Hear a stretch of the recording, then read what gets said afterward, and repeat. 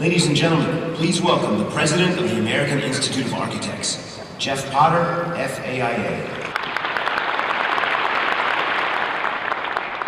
It's been common in discussions about architects and architecture to speak a language of poverty. There are too few of us. Billings are down and debts are up. Budgets are being cut back. Clients are squeezing us. And the public doesn't appreciate what we do. There was even something of a dust-up last month when a writer offered the opinion that architecture was the 5th worst career to pursue in college. This convention has offered a different narrative, a narrative that stresses abundance. And this is a profession that inspires with its integrity, creativity, and compassion. To those who say, yes, but most people don't hire architects, I would answer, consider this an enormous potential for growth. We know they need us. We wouldn't be architects if we did not believe architecture touches everyone. And through architecture, through our work, we can and are making a difference. If there remains any doubt, consider what we saw and heard in the Shanksville video on Thursday and yesterday's video about the rebuilding of the Pentagon. If this does not show the power of a vision, then visions have no power to show us the way forward. If this does not strengthen our resolve to value what we do, then perhaps we're in the wrong profession. The next hour is dedicated to the architects of healing, who showed us the way forward and in doing so embodied the enduring values of our profession. The teleprompters will be turned off. What we hear comes straight from the heart.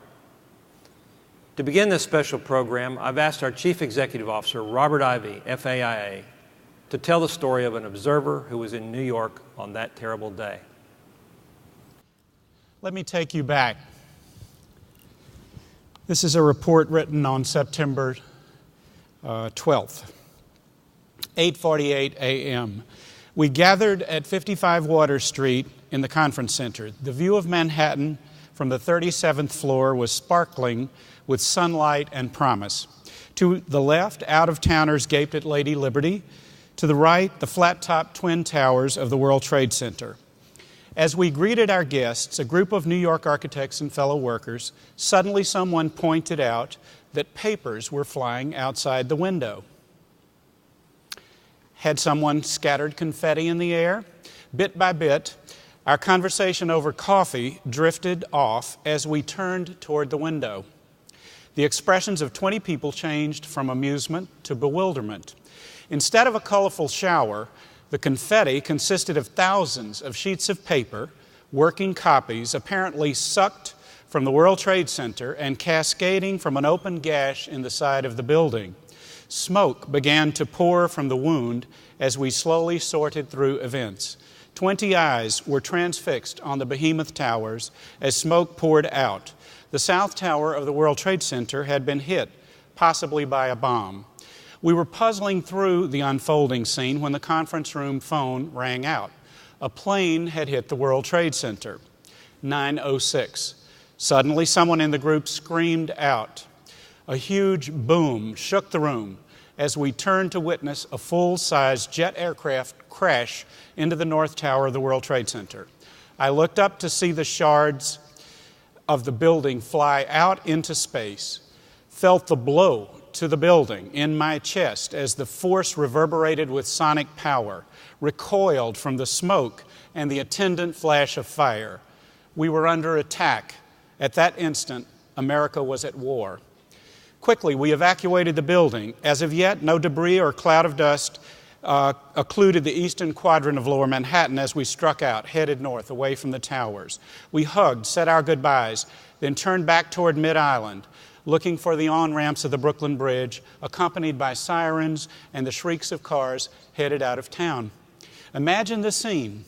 3 men, one of whom was 83 years old, threading our way up the massive on-ramp of the bridge, walking between honking cars, throngs of pedestrians in single file, never looking back.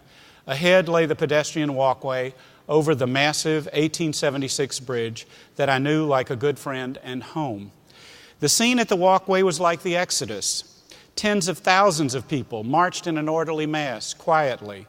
The group reflected the diversity of New York, from Hasidic Jews to Africans in full regalia to Russians, Poles, and Puerto Ricans. Some were elderly, propped by compatriots, and flushed from heat and exertion. A few kids jogged irregularly through the crowds. Everyone remained calm. No one yelled. Although it seemed impossible to stop for breath, at midpoint in the bridge, we felt a rumble like faraway thunder and turned. The impossible was happening. The South Tower of the World Trade Center shook, and in what resembled an elemental act, fell to earth in a mighty shout. The entire dissolution, the changeover from solid elements to ash, took only seconds, and it was gone. As an architect, I was amazed that these powerful structures, surrounded by columns, had proved as vulnerable to exterior movement as they had. We subsequently learned that they had been loaded with fuel. The planes had, in effect, been bombs. Answers would demand another day and rest and peace. For now, we had become victims of an hour's terror, aware that the nexus of urban civilization had been shaken and that we would all be changed. I wrote that. Thank you.